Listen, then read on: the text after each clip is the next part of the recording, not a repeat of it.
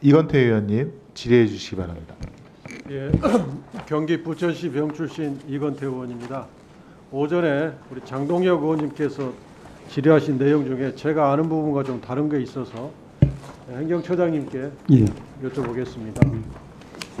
그 김모 씨가 김진성이라는 증인이 위증을 해서 그 때문에 이재명 대표의 선거법 사건이 무죄가 선고됐다, 이런 취지로 장동혁 의원님께 말씀하셨는데요. 제가 알기로는 그 사건은 이제 검사 사칭 사건에서 유죄 받은 것과 관련해서 이재명 대표가 나는 건 누명을 썼다, 억울하다, 이제 이런 취지로 발언한 걸 가지고 검찰이 허위사실 공표로 기소를 했고, 법원에서는 누명을 썼다라고 하는 것은 의견이고 판단이기 때문에 팩트에 관한 것이 아니다. 그래서 법리적인 이유로 1심, 2심, 3심 다 무죄를 선고한 걸로 알고 있거든요. 맞습니까? 예, 판결을 확인해 보면은 금방 알 수 있을 것 같습니다. 그렇다면 그 김진성 씨가 뭐라고 증언을 했든지 간에 이거 법리적 판단이기 때문에 유무죄하고 관련이 없거든요. 제가 말한 무죄 이유가 맞다면 김진성의 증언과 유무죄는 관련이 없는 거죠. 사실에 관한 진술이냐, 의견에 관한 진술이냐, 그 부분이 이제 유무죄 또 법리와 다 관련되는 부분인 것은 맞습니다. 양영 위원장님, 네. 유무죄와 관련이 없는 유증이 가사 발생했다 하더라도 유무죄와 관련이 없는 유증에 징역 3년을 구형한 걸 보신 적 있으세요? 글쎄요, 제가 직접 재판을 맡지 않아서 그건 잘 모르겠습니다만, 너무 구체적인 사안에 대해서 말씀하셔가지고 답하기가 좀 어렵습니다. 예, 우리 이제 행정처장께 묻겠습니다. 형사소송 규칙 75조에 재판장은 유도신문은 이를 제지해야 한다, 이렇게 되어 있습니다. 유도신문의 경우에는 재판장이 제지해야 하는 건 맞죠? 예, 주신문의 경우에는 그렇게 제재하도록 되어 있고 또 그렇게 해왔습니다. 그런데 이화영 전 경기부지사의 1심 재판 때 그 유도신문이 셀 수도 없이 많이 행해졌습니다. 제가 하나 예를 들어보겠습니다. 23년 7월 11일 김성태의 증언인데요. 500만 달러가 관련된 겁니다. 이렇게 물어요. 이 자료를 보면 배경으로 2019년 1월 17일자 쌍방울 그룹과 조선 아태이 사이의 합의서가 첨부되어 있고 계약금 500만 달러 이행 보증금이라고 기재되어 있는데, 계약금으로 500만 달러라고 기재한 이유는 외부 투자자들에게 스마트팜 사업 비용의 대납이라고 설명할 수가 없기 때문에 계약금이라고 기재한 것으로 보이는데, 이 500만 달러가 실제 계약금 성격의 의미는 아닌 것으로 보이는데 어떤가요? 이건 전형적인 유도신문이거든요. 길게 묻고 짧게 확인만 구하는 스타일. 그러니까 이제 답에서 김성태 증인이 부합되게 진술을 하고, 그러니까 한 번 더 묻습니다. 증인이 보기에도 이건 계약금이 아니라는 것이지요. 답, 계약할 게 없지 않습니까? 이게 전형적인 유도신문인데 그 후에도 계속됩니다.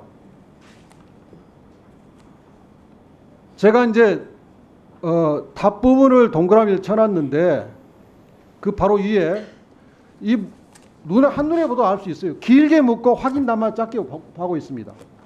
뭐라고 묻고 보이는데 맞지요? 예, 맞습니다.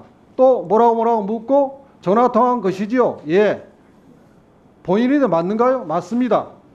충분히 확인했다고 생각했었지요? 예. 이런 식입니다.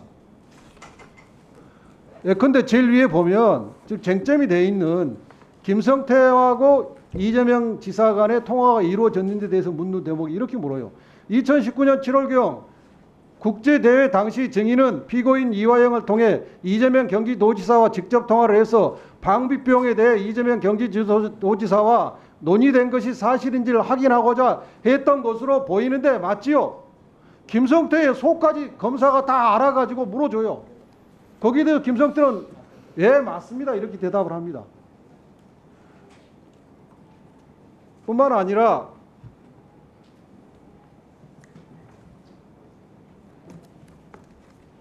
다음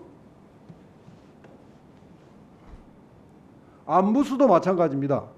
안부수도 지금 화면에 보시다시피 김영철 등 상부에 모두 보고를 했기 때문이죠. 예. 한 6줄을 보라보라 묻고 문제가 될 만한 사정이 있었던 것이죠. 예, 큰 문제였죠. 또 5줄을 쭉 물은 다음에 보이는데 맞는가요? 맞습니다. 또 2줄을 물으면서 곤란한 상황에 처한 것을 들었지요. 예. 이게 무슨 증언으로서 의미가 있습니까? 처장님 이렇게 재판하십니까? 구체적인 소송 지위에 관해서는 해당 재판에서 재판장이 해야 할 사항으로 생각합니다. 다만 저는 가급적이면은 단문 장답식으로 진행해 왔던 것 같습니다. 80년대에 권위주의 시대에 검찰이 법정에서 이렇게 길게 묻고 확인을 구했어요. 지금 민주시대에는 어느 법정에 가도 이런 유도신문을 허용한 재판장이 없습니다.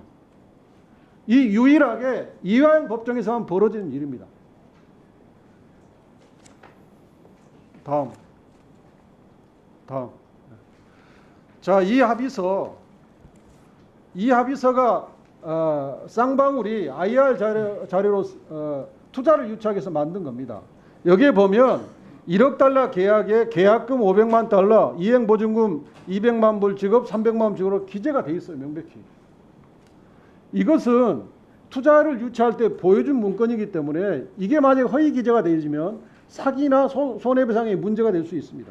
처분 문서인데 이 처분 문서에는 법원에서 굉장히 증거 가치를 높게 인정합니다. 특별한 이유가 없으면 인정을 하는 겁니다. 근데 이하영 1심 법정에서는 이 처분 문서가 있음에도 불구하고 이걸 인정하지 않았습니다. 이래서는 안 되는 거 아닙니까? 잘 아시다시피 증거에 대한 가치평가 이 부분은 이제 재판의 핵심적인 부분이라서 제가 언급하기에는 적절하지는 않은 것 같습니다. 특히 2023년 9월 달에 변호사가 교체가 됐습니다. 그래서 김현철, 김강민 두 분이 이제 새로 선임됐는데 그럼 이 기록이 증거 기록만 5만 쪽이고 공판 기록만 2만 쪽입니다. 그러면 정상적인 재판 준비를 위해서 아무리 적게 잡아도 최소한 보름 정도는 기록 검토 시간을 줘야 됩니다. 충분히 주려면 한 달 정도는 저도 줘야죠. 그런데 그 시간을 전혀 주지 않았습니다. 이래가지고 어떻게 변론을 제대로 하겠습니까? 그러면 이런 여러 가지 문제들 때문에 기피 신청을 냈는데 화면 좀 보여주세요. 다음 화면. 지금 법원이 기피 신청이 민사에서는 인용률이 0.05%, 형사에서는 0.36%밖에 안 됩니다. 이것은 법원의 무오류주의, 피고인의 입장을 전혀 고려하지 않은, 피고인의 입장을 듣지 않는, 국민들이 볼 때는 오만으로 비춰질 수 있습니다. 여기에 대해서 어떻게 생각하십니까? 제 실무 경험으로는 이제 기피 사유 자체를 이제 우리 판례에 의하면은 인정하기가 쉽지 않고 또한 이제 다른 이제 다양한 이유로 기피 신청하는 경우 많기 때문에 인용률이 높지 않은 것으로 알고 또 많은 경우는 기피 회피해야 된다거나 이런 사정이 있으면은 재배당 형식으로 해서 사건을 넘기는 그런 경우도 종종 있었기 때문에 그런 부분들이 다양하게 복합적으로 작용된 것 같습니다. 네, 수고하셨습니다.